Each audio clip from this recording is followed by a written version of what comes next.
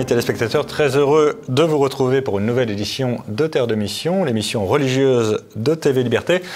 Très heureux de vous retrouver en particulier en ce mois d'octobre, mois du Rosaire. Vous savez qu'hier nous fêtions Notre-Dame du Rosaire, la fête que Saint Pie V a inaugurée pour remercier la Vierge d'avoir sauvé la chrétienté à la bataille de Lépante. Donc la flotte chrétienne a battu la flotte ottomane le 7 octobre et donc c'est devenu une grande fête de l'Église universelle, Notre-Dame du Rosaire. Donc très heureux de vous retrouver dans ce contexte d'un mois dédié à la Vierge Marie, d'un mois dédié à la défense de la chrétienté, j'allais dire contre l'islam, notamment contre l'islam. Au programme aujourd'hui, deux séquences. La première est avec Stéphane Glogowski. Nous allons continuer notre discussion de la semaine dernière sur les miracles de la royauté française et notamment l'aspect historique et historiquement prouvé des miracles en question. Et puis, nous rediscuterons également avec le professeur René Cochard du livre qu'il a écrit, La grammaire de la vie, mais ce livre est à l'origine un programme qu'il diffuse notamment en Afrique, et donc nous allons parler ensemble de ce programme, comment est-ce que ça s'utilise dans la vie concrète des communautés et des individus en Afrique, mais aussi en Europe.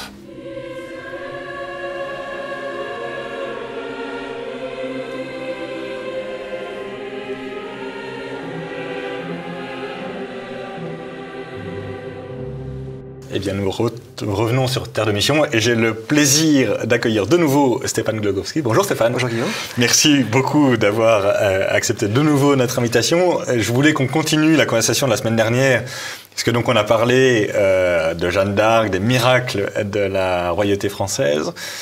On aurait pu parler du miracle de la Sainte-Ampoule, parce que c'est là aussi époustouflant que le premier roi estampillé, si je puis dire, de notre succession dynastique, de ces 43 qui en je sais plus combien de siècles ont fait la France, donc que le premier ait reçu l'onction du Saint-Crème par, j'allais dire l'opération du Saint-Esprit au sens propre du mot. Donc il y a une palanquée, si je puis dire, de miracles qui se succèdent tout au long de notre histoire de France. Et parmi les miracles, le plus impressionnant d'ailleurs, c'est la régularité du miracle du sacre. Donc on revient à la Sainte-Ampoule toutes les générations. Et dans la foulée de la Sainte-Ampoule, on guérit, enfin le roi, pas on, mais le roi nouvellement sacré, guérit les écrouelles. Et alors, il y a évidemment un énorme débat historique autour de ça. Le grand historien des rois thaumaturges, c'est Marc Bloch, qui dit, évidemment, tout ça c'est du pipeau, enfin, il le dit poliment, évidemment, mais le message général, c'est « ça ne peut pas être vrai, c'est de l'autosuggestion ». Moi, j'ai une admiration vraiment très grande pour Marc Bloch, d'abord parce que c'est un très grand historien, ensuite parce qu'il est mort pour la France, qu'il avait rejeté par ailleurs, parce que donc c'est un grand historien juif, donc évidemment le régime de Vichy n'a pas été extraordinairement aimable pour lui. Pour autant, il est mort en français, héros français. Donc moi, j'ai une énorme admiration pour Marc Bloch. Il n'empêche que pour moi, il loupe quelque chose de très grave, c'est qu'évidemment que tout le monde dans l'Ancien Régime a cru que c'était vrai. Tout à fait. Oui, tout à fait. Alors, je dirais qu'il y a un peu une double négation. Comme vous le dites, la première négation, c'est bien sûr le miracle de la Sainte-Ampoule, avec cette colombe qui apporte le Saint-Crème auprès de Saint-Rémy, qui est un peu dépourvu, il y a une grande foule, le jeune clerc tente de la porter, il n'y arrive pas, enfin voilà. Et c'est un récit qui a été considéré comme incontestable durant des siècles. Bien sûr. C'est seulement à partir du XVIIe siècle qu'on commence à voir apparaître une forme de suspicion ou de doute. Et on va dire, mais si on regarde la correspondance de l'époque, et il y a eu de la correspondance, on ne trouve pas de traces du caractère miraculeux du Saint-Crème. Et il faut attendre le IXe siècle, avec le récit de Monseigneur Hickmar, enfin l'évêque de Reims, pour qu'on commence à avoir... Le grand évêque carolingien. Exactement, voilà. Et alors c'est un petit peu étonnant, parce que d'une part, il n'y a pas eu de suspicion durant plusieurs siècles. Et puis, quand on examine un petit peu ce miracle de la colombe, on sait qu'il y a eu d'autres miracles tout à fait exceptionnels de colombes. Par exemple, au XXe siècle, on a vu, par exemple, la belle statue Notre-Dame de Fatima portée en procession vers la cathédrale de Lisbonne, et trois petites colombes se mettre au pied de la statue. On a vu un petit peu après En Égypte, à Zeytoun, la Vierge Marie apparaître de façon très lumineuse et une belle colombe lumineuse apparaître au-dessus d'elle. Donc ce qui est un petit peu surprenant, c'est qu'on va critiquer ce phénomène qui est très ancien, alors qu'on a des éléments qui sont très concordants, beaucoup plus récents, de manifestations relativement équivalentes. Ouais. Et qui sont témoignés, enfin qui sont attestés par plusieurs témoins non contestables, y compris des athées, y compris. Tout à fait, typiquement, ce qui s'est passé à Fatima, effectivement, c'est documenté par des francs-maçons qui étaient là pour dire du mal. Tout à fait. Qui disent, on n'a pas compris, quoi. Il s'est passé quelque chose. Exactement. Et d'ailleurs, à Zeytoun, on a même des photographies. Ouais, on voit une très belle colombe lumineuse. Exactement. Donc, je dirais qu'il y a cette première négation, et puis la deuxième que vous évoquez, où effectivement, Marc Bloch parle à propos des rois thaumaturges d'une forme d'hallucination collective. Pour lui, les centaines, les milliers de guérisons qui sont constatées, en fait, sont le fruit d'une sorte de supercherie, si on peut dire. C'est ça. Alors en réalité, quand on creuse un petit peu le sujet, on s'aperçoit, et en tout cas moi je me suis aperçu avec une grande surprise, qu'à l'aube de la dynastie capétienne, on a un roi qui est Hugues Capet et son fils Robert le Pieux, qui sont d'une extraordinaire piété. Ouais. Et alors à un tel point d'ailleurs qu'on se moquait d'eux à l'époque, on disait mais enfin Hugues Capet a une voix suave, son fils Robert le Pieux est toujours en prière, et ça a quelque chose de véritablement touchant et qui crédibilise en réalité il y a l'onction bien évidemment, mais le début de ces actes de thaumaturgie qu'on fait remonter ou qu'on pourrait faire remonter à Robert le Pieux, étant précisé qu'au début il y avait plusieurs types de maladies qui étaient guéries, c'est seulement petit à petit que les écrouelles vont être en quelque sorte la spécialité la spécialité du roi de France nouvellement sacré. Alors, on ne dit pas tout dans l'ouvrage, mais ce que je peux vous révéler, en tout cas dans l'émission, c'est qu'on a même retrouvé des actes médicaux, notamment un acte d'un chirurgien qui a été témoin d'une guérison par Louis XVI des écrouelles. Alors, les descendants ont conservé pieusement le document. Donc, ça veut dire qu'en plus, les chrétiens de l'époque faisaient les choses bien. Et prenait bien soin de constater les guérisons qui étaient réalisées. Après, bien évidemment, Marc Bloch a tenté d'appliquer, on va dire, la méthode historique. Voilà, la méthode historique. Je dirais que nous, on a essayé de trouver un juste milieu. C'est ce qu'on dit d'ailleurs, parce qu'on veut ménager quand même Marc Bloch, qui a fait un travail extraordinaire pour les rois thaumaturges, et puis également son magnifique ouvrage sur la société féodale qui est vraiment très intéressant. On a voulu trouver un juste milieu, je dirais, entre un positivisme parfois un peu excessif, c'est-à-dire qu'on va survaloriser la raison, et puis des ouvrages un petit peu hagiographiques, mais qui vont, je dirais, prendre ces miracles sans discernement. Or, on sait malgré tout, et nous on l'a constaté en tout cas dans nos recherches, qu'il y a eu hélas quelques faussaires de Dieu, qui étaient animés par des bonnes intentions, mais qui falsifient un peu l'ensemble qui ont fabriqué certains récits. On l'évoque d'ailleurs. Et les techniques modernes nous permettent, avec un certain niveau de probabilité, de pouvoir dire qu'il y a beaucoup de miracles qui sont vrais, mais que certains récits, hélas, ont pu être légèrement un peu controuvés quand même, romancés. Voilà. Alors, je voulais peut-être, on pourrait éventuellement terminer par ça, mais Henri IV, qui est un peu la caricature, mais un peu le roi le plus positiviste qu'on puisse imaginer. C'est de la bonne politique bien de chez nous. C'est pas exact. Enfin, Henri IV n'est pas exactement le roi pieux qu'on puisse. Enfin, on le voit pas comme ça. Et pour autant, il y a des très belles pages dans votre livre qui viennent directement de grand archevêque de Paris et éducateur de Louis XIV, Ardouin de Périfix, qui est, d'ailleurs il a un nom charmant, mon vieux camarade Daniel Amiche l'appelait Ardouin de Périfix et Saint-Esprit. Mais bon, c'est un immense chroniqueur dont Voltaire s'est beaucoup inspiré pour la Henriade quand même, c'est pas tout à fait rien. Tout à fait. Et Ardouin de Périfix donne un certain nombre d'actes de piété très clairs d'Henri IV, et qui n'ont jamais été contestés sérieusement. En fait, on peut toujours dire c'est du pipeau, c'est un évêque. Enfin, personne n'a jamais dit Vous pourriez un peu en parler? Alors, en réalité, il y a eu de nombreux écrits qui ont été publiés, et même des conférences qui ont critiqué abondamment l'ouvrage Henri le Grand de Monseigneur Ardouin de Périfix. Alors, ce qui est assez intéressant, c'est lorsqu'on se plonge dans ces conférences, on s'aperçoit qu'en réalité, il y a une critique un peu systématique, mais qui est très peu argumentée. Je dirais que c'est un peu le trait caractéristique de l'auteur moderne, au moins lorsqu'il regarde le Moyen-Âge, qu'il n'a pas besoin d'argumenter parce qu'il est moderne. Oui, absolument. Alors, et que l'autre est un abruti, en fait. Il n'y a pas besoin de se préciser. Voilà, vous allez un peu plus loin dans ma pensée. Mais malgré tout, comme chrétien, il fallait quand même qu'on puisse vérifier la véracité des très belles anecdotes qui se trouvent dans l'ouvrage, et on en a trouvé véritablement des confirmations, parfois dans un contexte un petit peu providentiel. Vous voyez, notamment Monseigneur Adam de Péréfixe décrit une scène très touchante. On voit Henri IV avec le duc de Sully qui se promène à cheval dans Paris. Le Saint-Sacrement passe, il s'arrête, il descend de cheval et il se met à genoux devant le Saint-Sacrement. Alors le duc de Sully, qui était bien sûr protestant, enfin, sire, avec tout ce que nous avons vécu, est-ce que vous croyez encore à cela? Il dit, mais oui, bien sûr, je préfère qu'on me coupe les doigts, plutôt que de ne pas croire à la réalité de la présence réelle de notre Seigneur. Et on a pu trouver des confirmations, notamment dans des ouvrages qui ne sont pas du tout des ouvrages historiques. Et je me rappelle que j'étais en train de rechercher justement la confirmation de cette anecdote. Donc je vais vous révéler un secret de fabrication, mais on peut se le dire entre nous et puis auprès des auditeurs. J'ai prié mon ange gardien pour avoir la confirmation de l'anecdote, et je consultais les 6000 pages d'une chronique d'un chroniqueur qui s'appelle De l'Étoile, qui n'est même pas un historien. Et en quelques minutes, je suis tombé en arrêt devant ces quelques lignes. Ce jeudi à 10h, Henri IV revenant de Fontainebleau, arrivant au faubourg Saint-Marceau, voyant Saint-Sacrement, et descendu du cheval pour se mettre à genoux.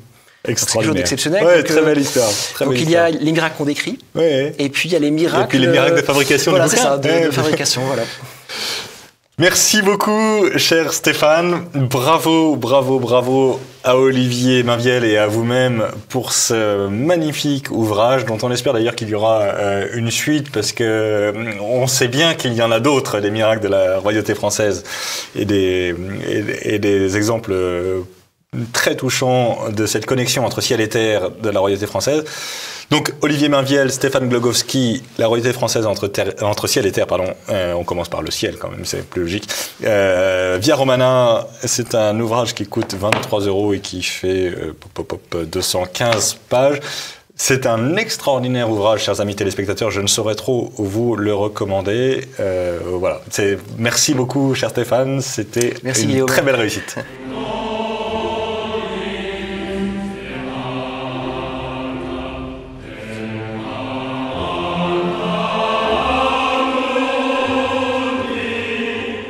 Bien, nous revenons sur le plateau de Terre de Mission et j'ai le plaisir d'accueillir de nouveau le professeur René Cochard. Bonjour professeur. Bonjour Guillaume. Merci beaucoup d'avoir accepté de nouveau notre invitation. Je voulais continuer sur le très beau livre que vous avez publié avec votre épouse, qui s'intitule Grammaire de la vie, qui est paru au Centurion, et qui est une espèce d'introduction à la théologie du corps de Jean-Paul II, à l'apprentissage de ce que l'être humain reçoit de Dieu et donne dans la création. Et je voulais qu'on parle un peu plus du programme de la grammaire de la vie. La grammaire de la vie, à l'origine, c'est un programme de pédagogie, en quelque sorte. Tout à fait. Et je voulais savoir comment est-ce que ça s'enseigne dans la pratique. Voilà. Mais dans le fond, ça s'enseigne, à ma connaissance, en Afrique, francophone, anglophone, et en France. D'accord. En Afrique, ce sont des sessions de 5 jours. Il y a 5 parties. En Europe, on le fait sur 3 jours. Il y a 8 formateurs. D'accord. Il y a déjà eu 500 personnes formées. Wow. Il y a un beau site internet, Grammaire de la vie, où tout cela est expliqué et accessible.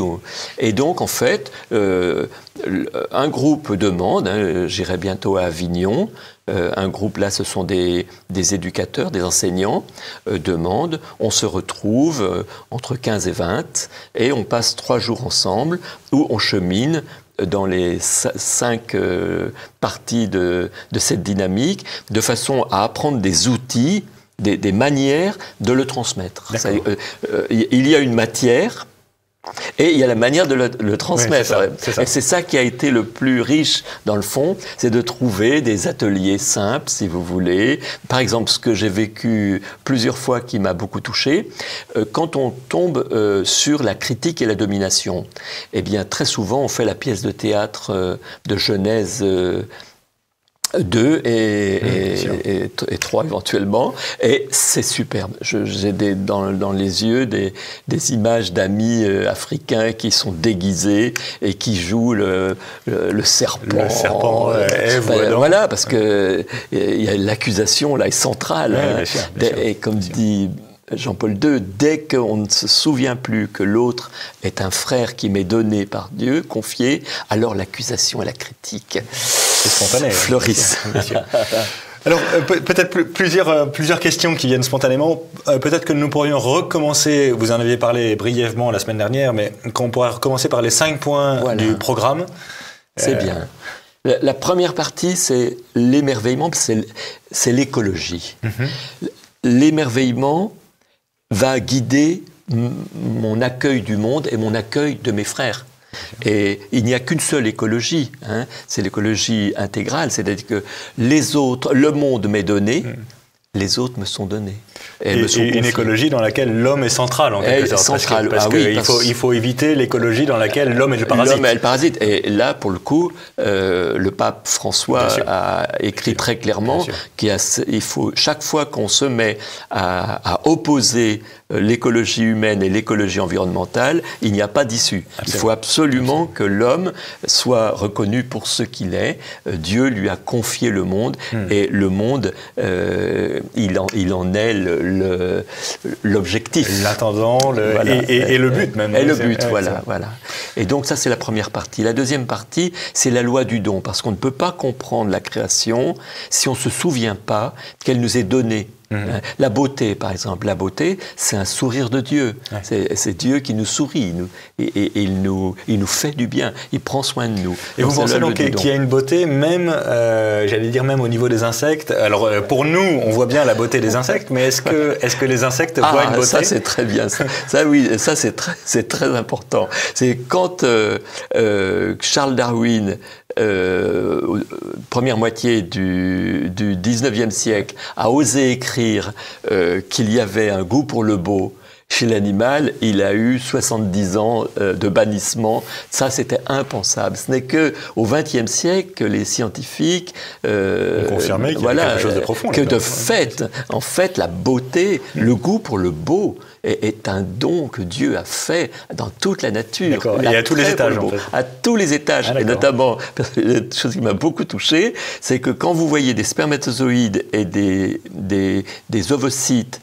dans une boîte de pétri, même d'algues, vous voyez à un moment les spermatozoïdes foncer sur l'ovule de leur espèce, et dans certaines espèces, l'ovule fait même une petite excroissance comme pour dire « oui, c'est bien moi ». Et donc l'attrait est au cœur même de toute la création. Et donc, en effet, c'est une loi commune, le don. Mais qui dit don, dit une tâche à accomplir. C'est que l'autre m'est donné, oui, il m'est confié. Dieu nous donne les uns aux autres, donne la création à l'homme, donne l'homme à la création, en effet, mais nous sommes confiés l'un à l'autre. Et donc, c'est la deuxième partie. La troisième partie, il est nécessaire de la faire parce que c'est la chute, en fait. C'est-à-dire que tout ça, c'est bien beau, mais dans ma famille, c'est la guerre. Vraie vie, c'est très différent. Dans le métro, je vois que tout le monde est triste. La vraie vie, c'est une vie qui est meurtrie. De jalousie, de ressentiment, d'opposition. Voilà, donc ce troisième chapitre est central, très très important. Il est au centre de l'édifice.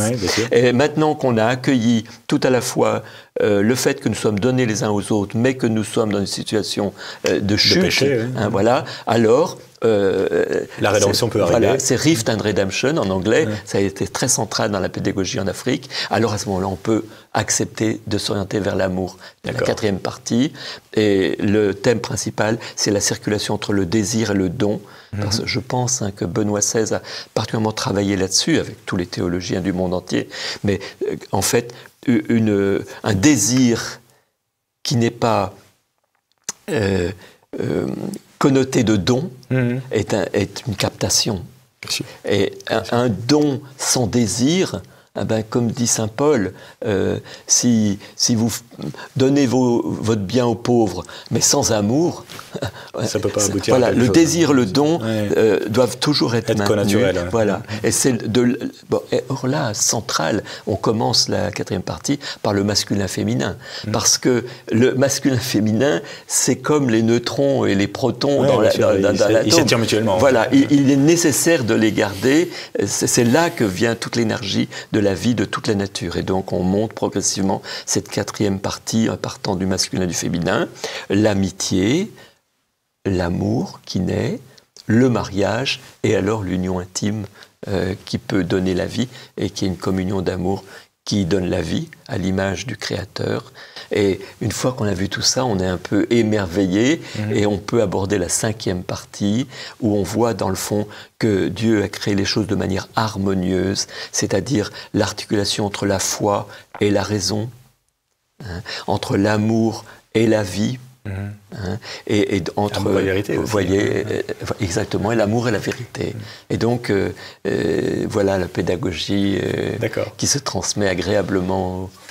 Et alors, vous avez testé, si je puis dire, le programme sur des dizaines, centaines de groupes. Disons qu'en comment ça marche voilà. Alors, dans la pratique en Afrique, il y a des formateurs maintenant. Nous, notre dernière animation, c'était juste avant le Covid au Sénégal. Avec les animateurs étaient africains, mais ils avaient voulu qu'on vienne, comme on est un peu les grands-parents, avec mon épouse Isabelle. Et puis, ils continuent. Il y a des formations, je sais, au Burundi, au Togo, au Kenya. Voilà. Donc, pour l'instant, vous formez des formateurs, en quelque sorte. Voilà, ils sont formés. Mais en France, il y a des formateurs formés, des gens remarquables, qui ont une formation en théologie du corps, mais qui connaissent particulièrement grammaire de la vie. C'est eux, des formateurs français, qui ont écrit les documents pédagogiques. On remet aux gens donc, qui participent des livrets de pédagogie pour qu'ensuite ils puissent le transmettre. Et je pense que je dois quand même dire 2 noms essentiels. C'est Madame Ménager et Esther Pivet, qui ont écrit tout ce matériel pédagogique en France qui est extrêmement précieux. Alors, peut-être pour finir, j'avais 2 questions principales. Est-ce que, pardon d'être un peu caricatural, mais est-ce que la grammaire de la vie, c'est fait pour les fiancés et une fois qu'on a passé le stade, ça ne nous regarde plus? Ou, j'imagine que votre réponse est évidemment non. Non, parce que vous voyez, sincèrement, chaque fois que moi j'anime ou avec Isabelle, ça transforme un peu notre vie. Bien entendu, c'est un parcours, si on peut se donner 3 jours pour s'émerveiller et accueillir la vie que Dieu donne et s'en réjouir et faire un pas de plus, c'est toujours bon, à tout âge. Donc, il y a des parcours de lycée. Il y a une formatrice en lycée, on va... Et c'est le même programme à chaque fois que vous déclinez? C'est la même trame, avec des jeux différents.